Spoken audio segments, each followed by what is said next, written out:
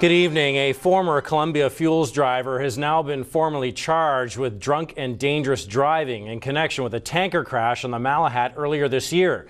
The impact sent thousands of liters of gasoline into the Gold Stream River and left Columbia Fuels on the hook for a massive environmental cleanup. Kristen Robinson reports.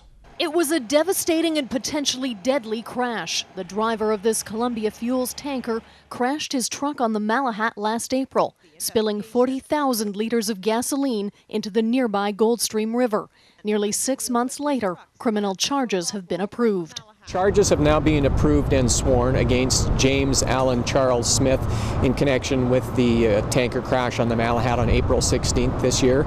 34-year-old James Allen Charles Smith of Nanaimo, who was allegedly behind the wheel of the tanker at the time, is charged with impaired driving, driving with a blood alcohol level over .08, and dangerous driving. Came around the last corner and there he was on his side. Norm Dyson saw the tanker at the top of the Malahat before the crash. Well, it was having trouble staying in the lane.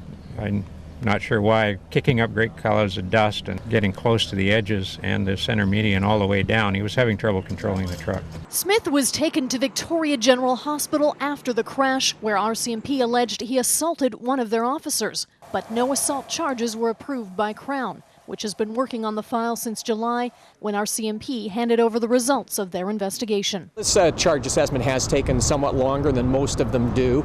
Initially, generally when there's an accident involved, it takes a little bit longer for police to get the initial file to us because they have to complete their collision report. Once the file was received in the Crown's office, in this case, there were some aspects of the evidence that required careful consideration and review by Crown before charges were ultimately approved. Columbia Fuels fired Smith in May, citing a breach of the company's safety and driving practices. He is set to make his first court appearance November 24th. Meantime, the environmental costs are still unclear. Gold Stream Hatchery says few salmon are entering the Gold Stream River, and there are concerns the effects of the massive fuel spill are to blame. Columbia Fuels is paying for the entire cleanup and says the ecosystem is recovering.